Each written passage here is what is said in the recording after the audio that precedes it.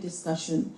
The theme of today's seminar is highly relevant, not only for South Asian regional cooperation, but also for Bangladesh's foreign policy priorities. We meet at a time when regional cooperation is gaining renewed importance across the world. Regions are becoming more connected, more economically independent, and more conscious of the need to address common challenges together. Yet South Asia, despite its immense human, cultural, economic, and strategic potential, remains far less integrated than it should be. This is the challenge before us. South Asia is geographically close, historically connected, and culturally rich, but politically fragmented and economically under-integrated. Our task is to consider how the gap between potential and performance can be reduced. The founding vision was clear that peoples of South Asia share common challenges and common aspirations, and therefore they need a common platform.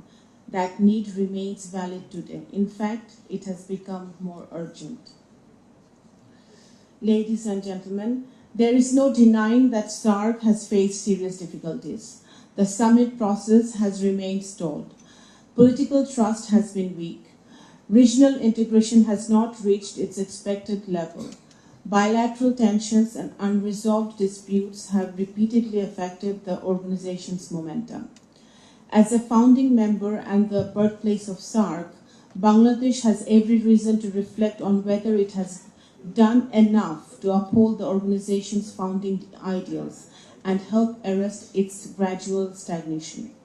More importantly, this is a moment for collective introspection by all member states. Just imagine how far South Asia could have progressed had we truly embraced SAARC as our shared institution and matched its promise with sustained commitment and political will over the past 4 decades, especially over the last 17 years. Instead, those years have become a story of missed opportunities.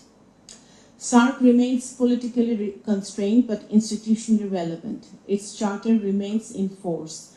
Its secretariat continues to function. Its specialized bodies and regional centers continue to operate. Its legal instruments, technical networks, and institutional memory remain available to us. Any serious effort to revitalize SAARC must begin with an honest diagnosis. SAARC has been affected by political mistrust, unresolved bilateral disputes, cross-border tensions, power asymmetry, and competing security perceptions. Long-standing India-Pakistan tensions have made consensus difficult and have often slowed regional initiatives. But SAARC's challenges are not only political, they are also institutional. The organization needs stronger implementation capacity, greater financial strength, more effective specialized mechanisms, and a practical culture of follow-up.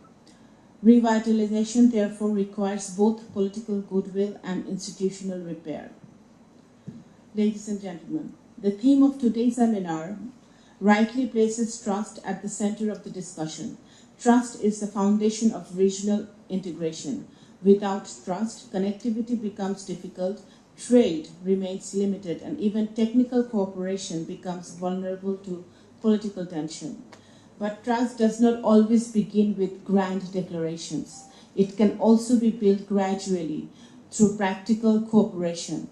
Health experts sharing disease surveillance information, trade officials simplifying customs procedures, climate specialists working together on flood early warning, disaster management professionals preparing jointly for emergencies, and students, entrepreneurs, researchers, and cultural practitioners interacting across borders can all help create habits of cooperation.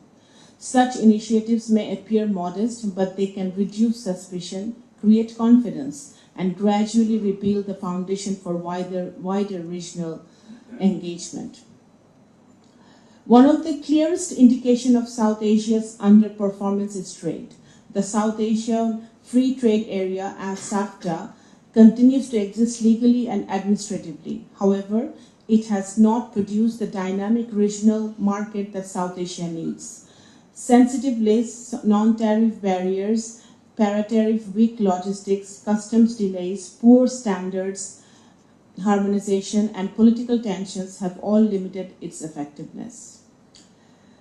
A wiser approach is to revitalize SARC from below through technical cooperation, institutional repair, practical projects, functional connectivity, and people-centered initiatives.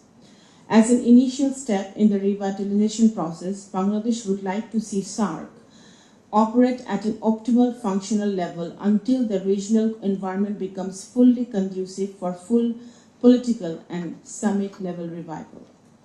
This phrase, optimal functional level, is important. It does not mean keeping SARC alive only symbolically. It does not mean doing the bare minimum. It means doing the maximum that is realistically possible under current circumstances. It means being ambitious in spirit but realistic in method. An optimal functional SARC would include regular technical and official meetings, a predictable calendar of activities, stronger specialized bodies, and regional centers cooperation in non-continuous areas, and visible outcomes for the peoples of South Asia. It should also follow flexible project-based cooperation among willing members. All member states may not be ready to join every initiative at the same time, but where several members are ready to cooperate, they should be able to move forward while keeping the door open for others.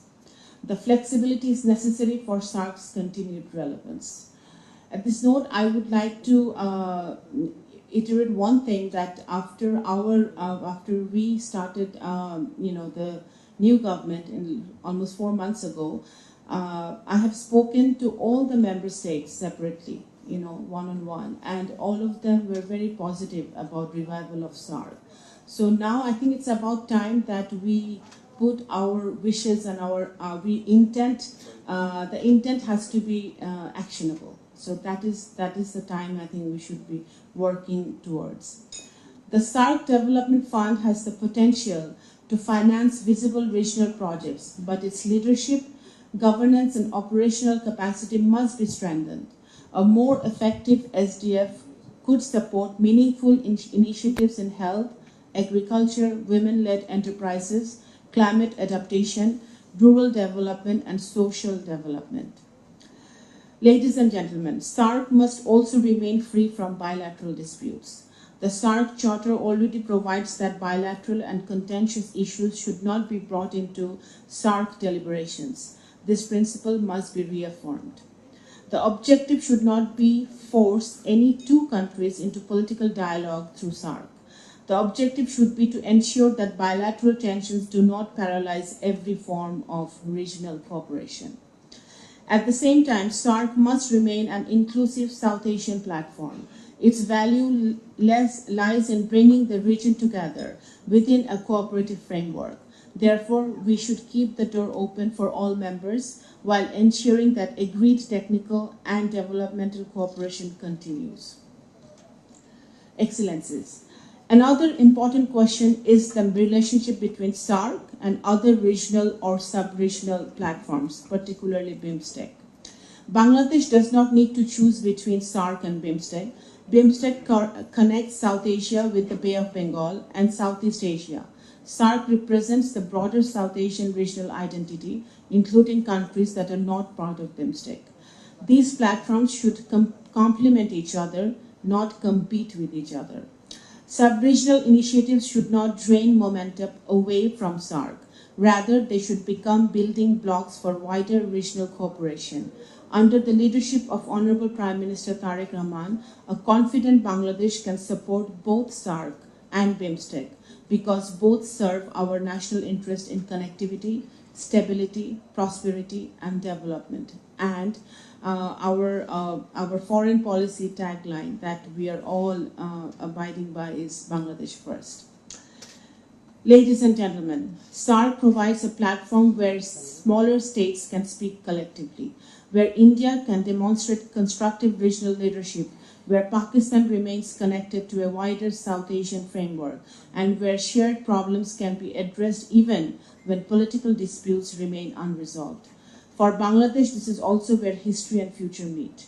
SARC carries a special historical meaning for us. It is a diplomatic legacy of late President Ziaur Rahman, whose vision helped place South Asian regional cooperation on the formal agenda. But that legacy is not only a matter of the past, it also speaks directly to Bangladesh's future. Bangladesh First is more than a slogan. In our foreign policy, it includes building a neighborhood that supports Bangladesh's security, trade, climate resilience, food security, connectivity, and global standing. In that sense, SARC began as a Bangladeshi diplomatic vision, and today it can become an important instrument for Bangladesh's future. Ladies and gentlemen, our approach to SARC is hopeful and realistic. We are optimistic and at the same time practical. We do not pretend that SARC can return to full political normalcy overnight. At the same time, we do not accept the defeatist claim that nothing can be done. Much can be done if the agenda is realistic, technical, people-centered, and charter compliant.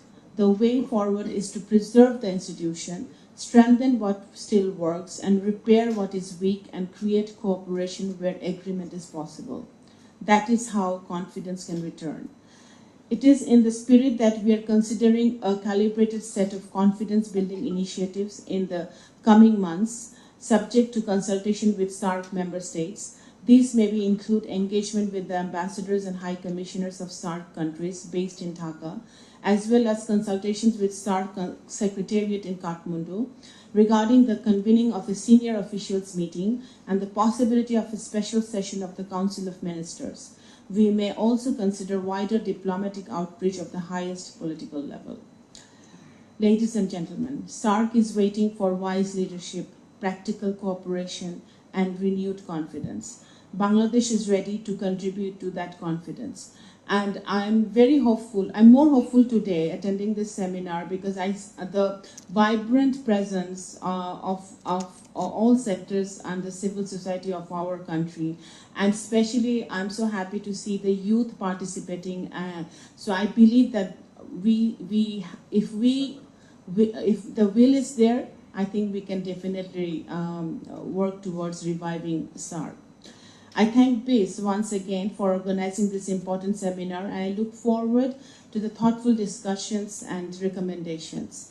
And all the recommendations and the discussions that were documented and given today, I think that's well documented. Foreign Ministry will definitely take into account all the inputs and all the important points that you have made in different areas, how we can actually think out of the box and actually make SARC a reality. So thank you all. Thank you.